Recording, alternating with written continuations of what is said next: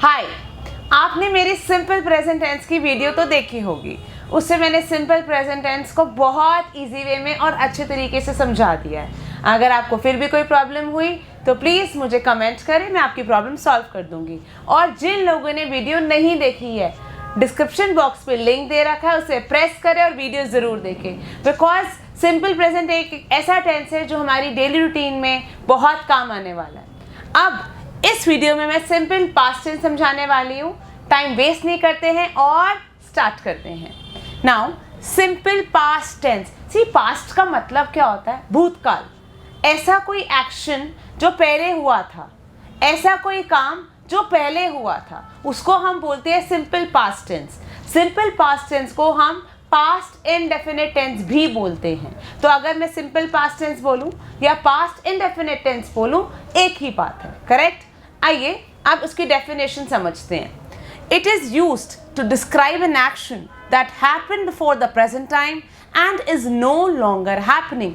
तो कोई भी ऐसी क्रिया, कोई भी ऐसा एक्शन जो पहले हुआ था, प्रेजेंट टाइम से पहले हुआ था और अब नहीं हो रहा है, तो इसको हम क्या बोलते हैं?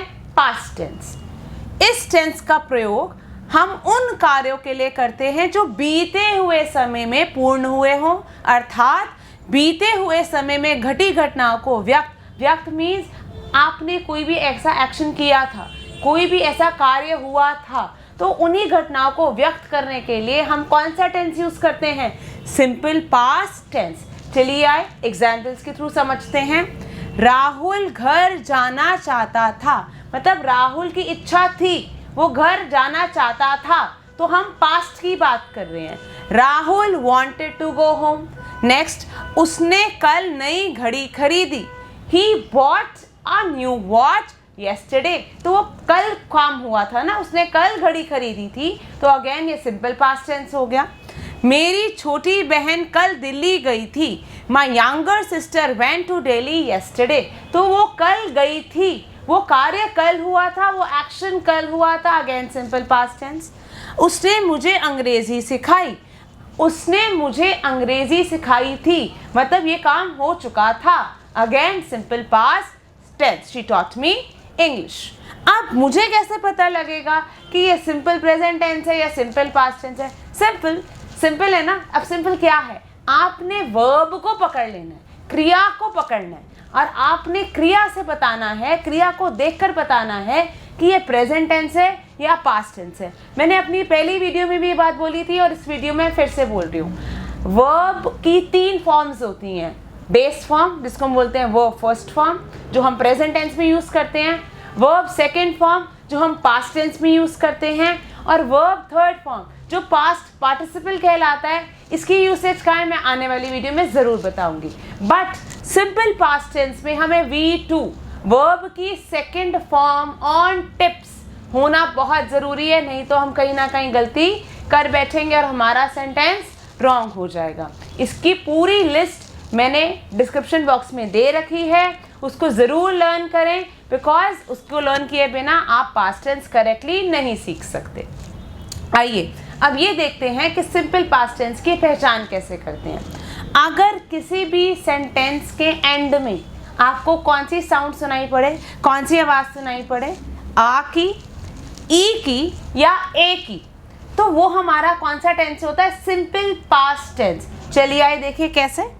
मैंने आम खाया था, आ की साउंड आ रही है ना, तो आ की साउंड आएगी तो simple past tense. Nina school गई थी, ई की साउंड आ रही है, सिंपल पास्ट टेंस। हमने खिलौने खरीदे, ए की साउंड आ रही है ना, सिंपल पास्ट टेंस। मेरा भाई मुझसे नाराज था, आ की साउंड आ रही है। अब इसे इंग्लिश में कैसे बोलते हैं? मैंने आम खाया था, आई एट मैंगो। नीना स्कूल गई थी, नीना वेंट टू स्कूल। हमने खिलौने खरीदे, we bought toys.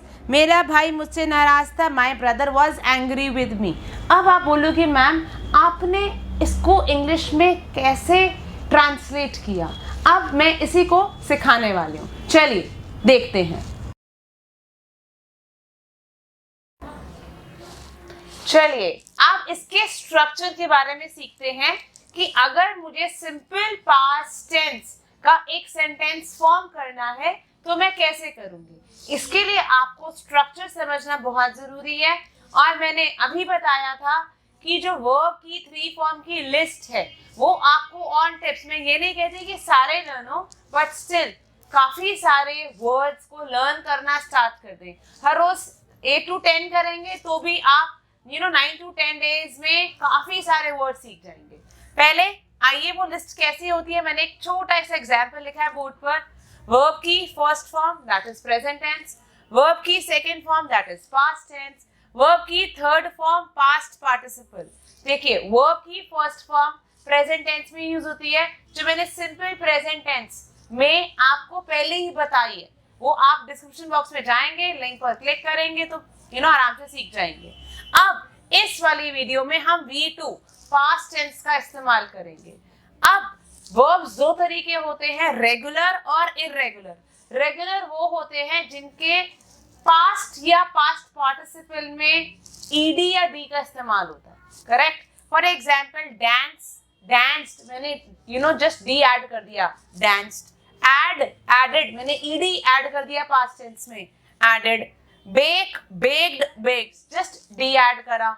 Show, showed, showed, इसमें ईडी ऐड करा। तो किसी भी वर्ब फॉर्म में जिसमें मैं डी या ईडी ऐड करूं उसको बोलते हैं रेगुलर। और इर्रेगुलर क्या होता है, वो अपनी बेस फॉर्म से डिफरेंट होते हैं। फॉर एग्जाम्पल जिसे कट, कट, कट तो सेम हो, या तो डिफरेंट होंगे या तो सेम भी हो सकते हैं। कट, कट, कट, टीयर, टोर, टर्न, गो, वेंट, गॉन, लर्न, लर्नट, लर्नड, सिंग, सैंग, संग, करेक्ट।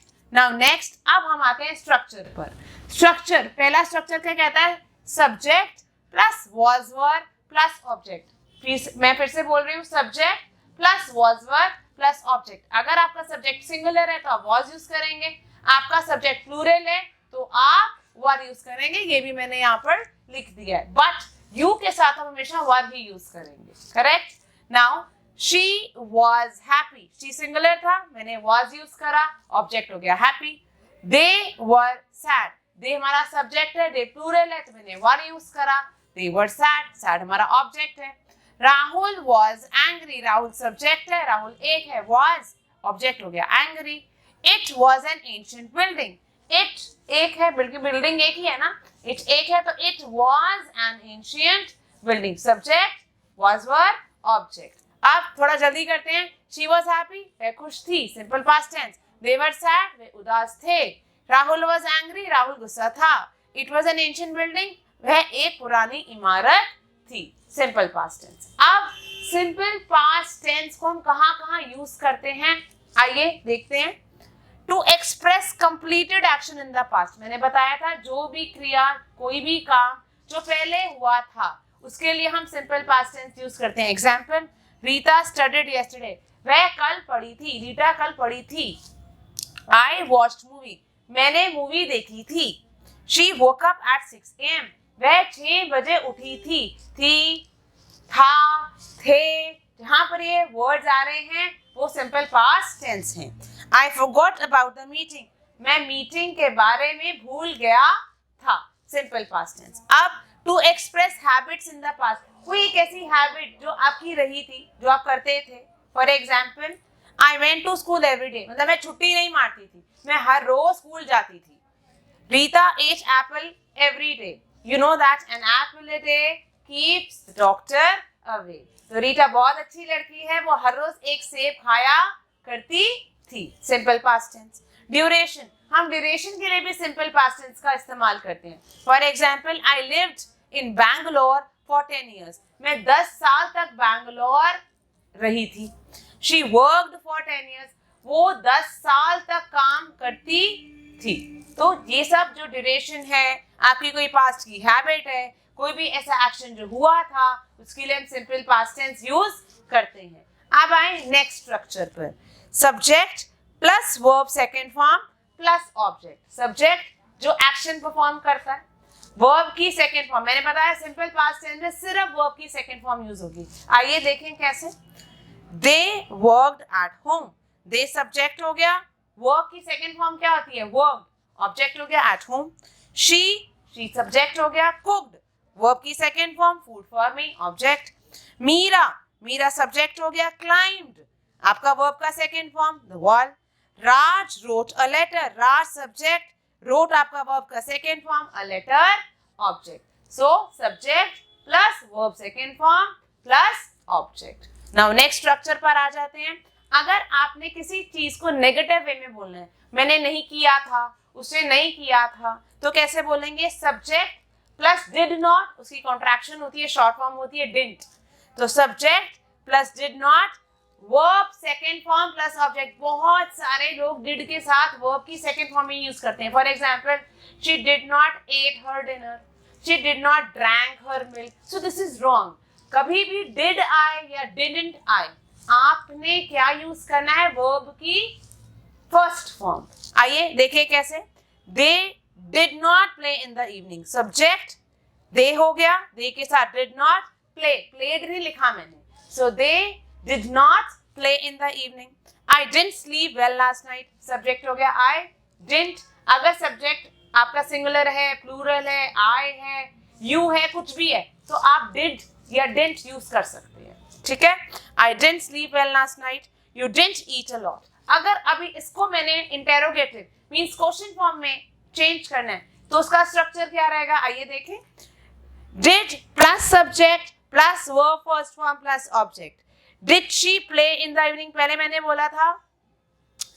अगर मैं इसको पॉजिटिव में बोलूं तो कैसे बोलूंगी? She did play in the evening. अगर इसका उल्टा, इसका इंटेरोगेटिव बनाना है, तो जो आपका हेल्पिंग वर्ब था डिड, वो पहले आ जाएगा और सब्जेक्ट बाद में आ जाएगा. हेल्पिंग वर्ब पहले, सब्जेक्ट बाद में.